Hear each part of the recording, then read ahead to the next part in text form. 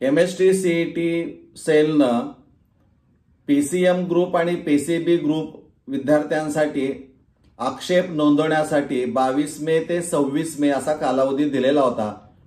विद्यार्थ्यांच्या लॉग इनवर ह्या सगळ्या गोष्टी उपलब्ध होत्या। विद्यार्थ्यांनी काही ऑब्जेक्शन नोंदवलेले आहेत आणि त्या ऑब्जेक्शनची स्क्रुटिनी आपण म्हणूया एक्सपर्टच्या माध्यमातून तपासून घेऊन विद्यार्थ्यांच्या साठी वेबसाईटवर ते उपलब्ध केलेले आहेत।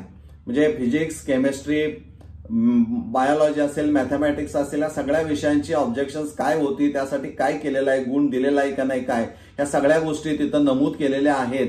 आणि त्यामध्ये सगळ्यात त्यांनी असं म्हटलेलं आहे की हे PCB आणि PCM ग्रुपच्या विद्यार्थ्यांचं जे स्कोर कार्ड असणार आहे ते पर्सेंटाईल स्वरूपामध्ये 12 जून किंवा 12 जून 2024 पूर्वी विद्यार्थ्यांच्या लॉग इनवर उपलब्ध केलं जाईल। त्यामुळे सगळ्यात महत्त्वाची बातमी आहे की MST CET 2024 या परीक्षेचा निकाल 12 जून पूर्वी लागणार। तर विद्यार्थी मित्रांनो, पुढच्या सगळ्या प्रोसेससाठी लागणारी डॉक्युमेंट्स ही तुम्ही तयार ठेवा। धन्यवाद।